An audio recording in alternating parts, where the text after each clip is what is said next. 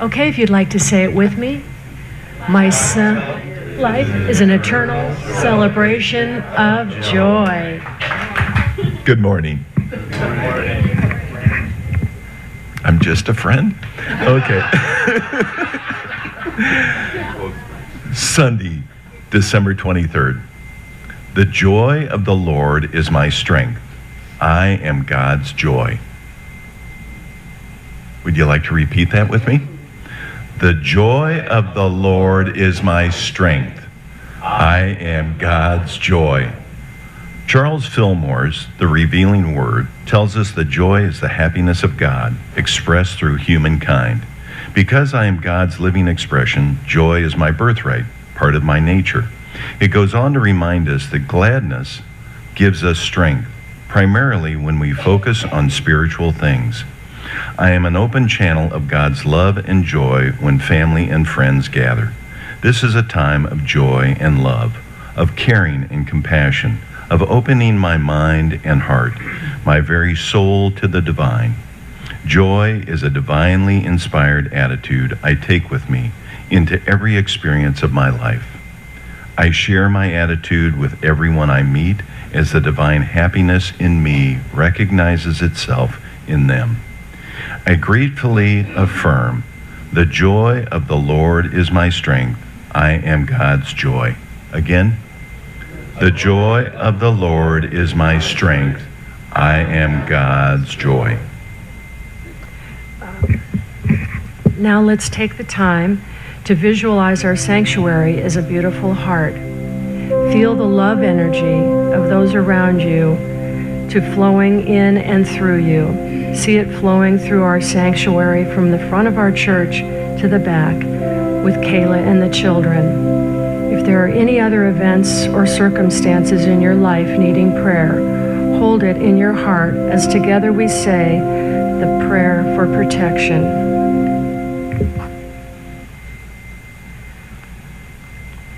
Which is right here. Oh.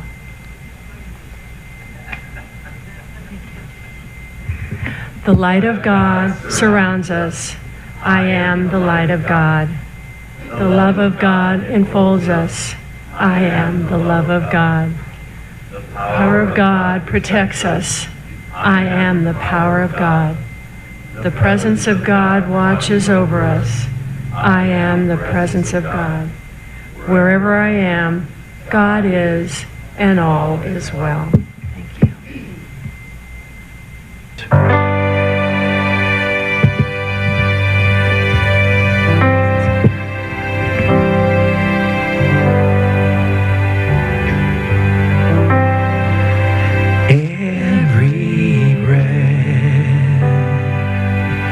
There's a choice to make. Every thought is another opportunity to shine. Be a light for all to see. The choice is mine. Manifest a destiny so divine, full of possibility. It's plain to see. It's up to me, and I will choose love. I will choose kindness. I will choose peace in every word I say. I will choose love. I will choose honor. See the divine in everything that comes my way. Each and every day, I will choose love. Love is a river that flows through you and me. Love, let it guide your footsteps, heal your heart and set you free. 'Cause I will choose love. I will choose kindness. I will choose peace in every word I say. I will choose love. I will choose honor. See the divine in everything that comes my way. Each and every day, I will choose love. Love is a river that flows through you and me. Love, let it guide your footsteps, heal your heart and set you free.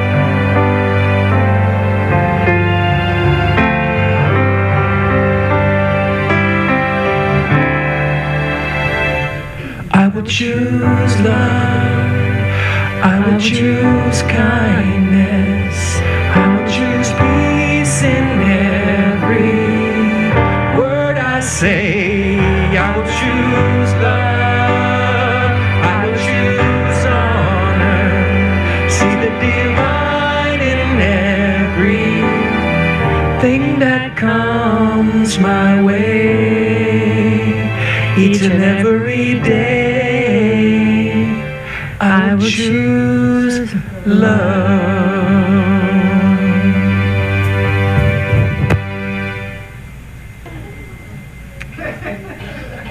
This meditation brings attention, brings a focus to our heart center. Our heart center is also considered to be our energy center and a powerful entryway to the higher realms of consciousness and awareness. If you just relax, be comfortable, you might want to close your eyes. And as you come into stillness, I ask that you relax, even if it's just 5%. And bring your attention to your breath. You don't have to change anything. Just find your normal, natural breath. This is your home. This is your home base. This is where you rest your attention. And if you find yourself lost in thought or nodding off, that's fine. When meditating, the most important moment is the one when you realize you have wandered off.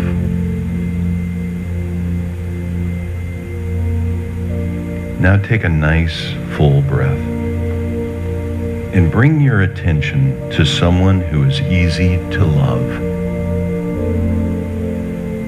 Bring your attention to someone who opens your heart space.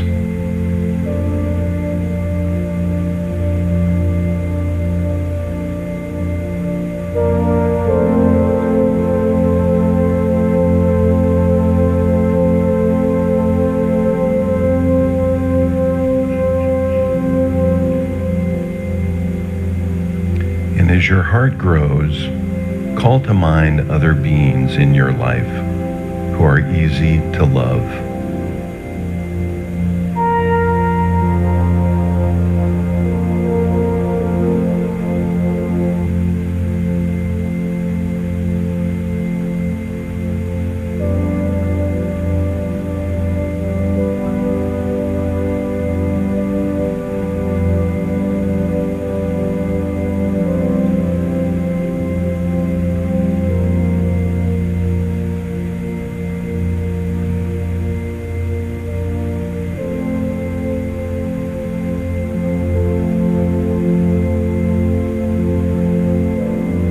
As your heart space grows, allow everyone who enters your thoughts to be included in your heart. Be aware of what brings feelings of appreciation and gratitude.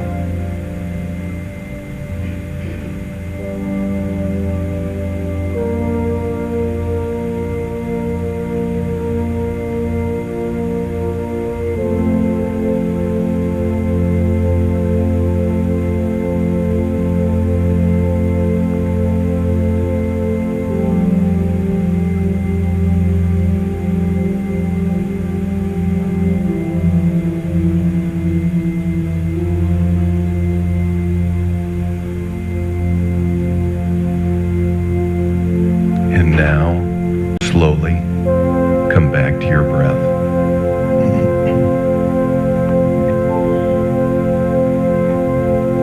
Come back into your body. Come back into the room.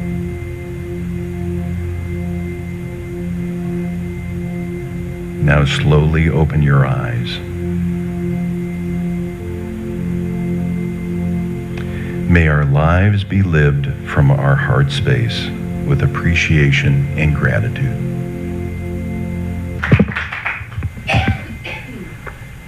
Joy!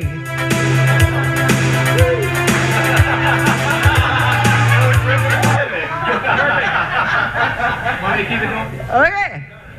I've got the joy, joy, joy, joy down in my heart. Where? Down in my heart. Where? Down in my heart. I've got the joy, joy, joy, joy down in my heart. Where? Down in my heart to stay. Now this time, some of you know this. You grew up in Sunday school. Good job. Okay, this time I'm going to say where, and you're going to sing it because we all want to have the joy in our heart, right? Okay, here we go. We've got the joy, joy, joy, Joy down in my heart. Where? Down in my heart. Where? Down in my heart. I've got the joy, joy, joy, joy down in my heart. Where? Down in my heart to stay. Woo! We celebrate a joy this time of season, don't we? It's just a joyous time of year. We celebrate Jesus' birth. And, you know, as Rev Deb always told us, Jesus was our way shower. And the one thing he showed us was love. He showed us to love every person, everybody. And we have that kind of love, we're going to have joy. It's that simple. And you know what? Joy can always be with us. Always. No matter what you're going through, joy can be with us. My son, Seth, when he was a teenager, went off to a youth retreat. And at this youth retreat, they were going to stretch the children emotionally and physically. And I thought, oh boy, what's going to go happen here? So when he gets home, I said, Seth, what was camp like? I mean, what did you do? What happened? And he said, Mom, I got in a group where they drove us out to the bottom of a cliff and they said, we're going rock climbing. Now, I as a mom, I went, oh my gosh. I mean, he'd never rock climbed in his life. He was terrified of heights. And he got in the group that said, we're going rock climbing? I said, Seth, could you do it? I mean, what was it like? What happened? And he said, well, it was really hard and really scary. And he said the worst part was after we got to the top and we had to rappel down, that first step off to rappel. He said it was terrifying. And I said, well, did everybody do it? Did you do it? Yeah. How? What did they do to get you to do this? And he said, anytime somebody would say, I can't go any further. You know, I'm too tired, I'm too afraid, I'm too scared, I can't do this. Counselors would say, dig deep down into yourself and find your joy. And your joy will get you through. And he said, we all did it. And we all managed to do this. And I thought, I've never heard of anything quite like that. And so I started testing it on myself because I thought, do I always have joy? You know, when you're going through something really hard and difficult, it doesn't feel like you have joy.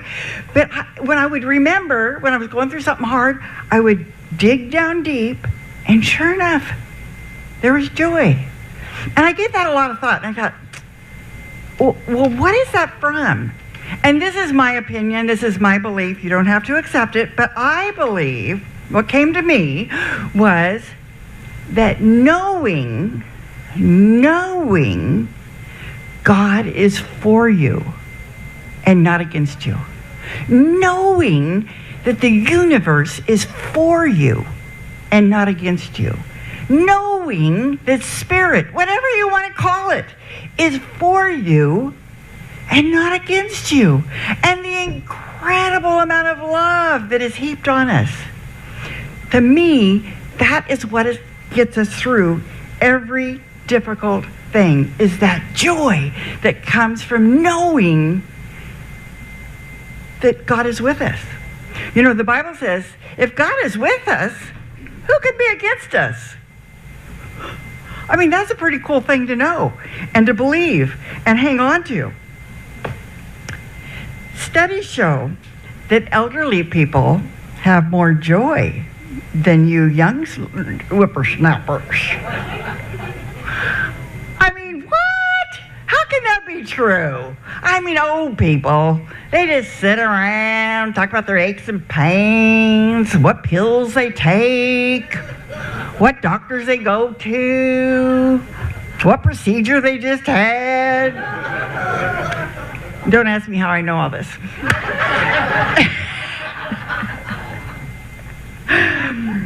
You know, we feel like, oh yeah, their best years are behind them. Wrong! Studies show that people from 74 to 104, they were the ones that were studied, had more joy than younger people. And they are going to share their joy with you today and how they have that. So here are 4 things that the researchers found out. 1, whatever brings them joy, that's what they did. That's what they do. They do what brings them joy. You know, they've tried a lot of things already, found out what they like, and they stick to it. You know, sometimes we look at them and say, oh man, they're so set in their ways, you know, won't try anything new. Well, they already found out. They do what brings them joy. What brings you joy that you just don't get around to very often? Can anybody give me an example of something that really brings you joy, but you just don't get around to it very often? Ride your bicycle. Okay, group, this is what we're going to do for Sharon. We're going to give her the Nike swoosh, and we're going to say, just do it. Okay? Sharon, just do it. Anybody else? Hike Polo. Do what? Hike Polo Valley. Hike Polo Valley. Polo Valley. Okay, what are we going to say? Just do it. Well, gosh. Yeah, just do it. Younger people think they play games with like whack-a-mole. Have you ever played whack-a-mole? It's at arcades, and it's a table that has holes in it, and you put your money in, and you have a mallet, and the moles pop up, and you hit them, and you get points, and you hit them, and you hit them, but pretty soon they go faster and faster, and sometimes there's 2 or 3 that come up at the same time, and you try to get to them all, and you just can't get to it. It's like an impossible game, but it's kind of fun, and that's how young people tend to look at life. If something's uncomfortable or they don't really like something, they whack-a-mole.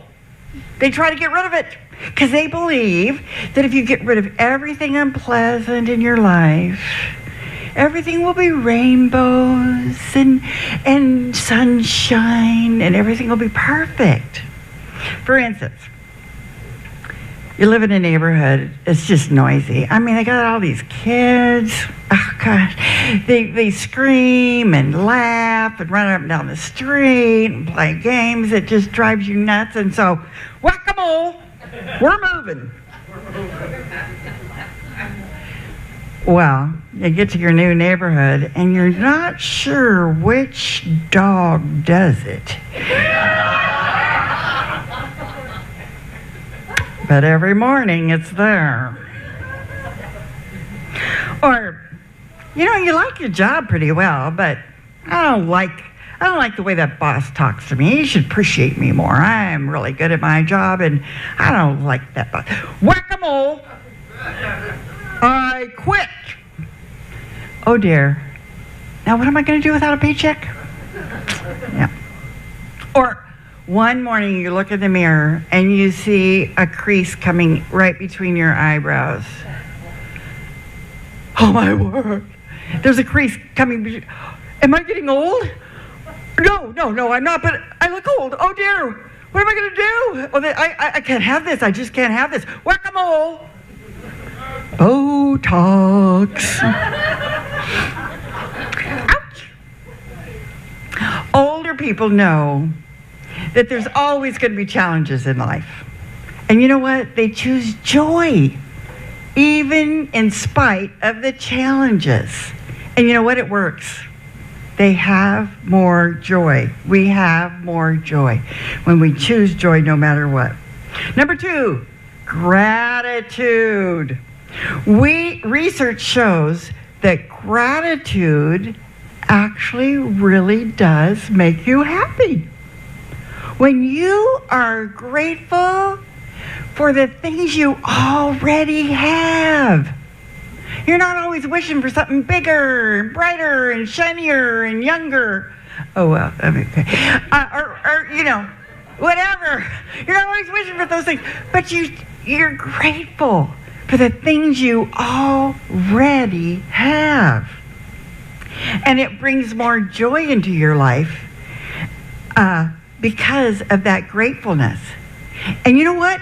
We can experience gratefulness anytime we want to. That's the cool thing about gratefulness. You can enjoy gratefulness anytime you want to. What's something you're grateful for right this instant? Oh, thank you. Anybody else? Presents under the tree.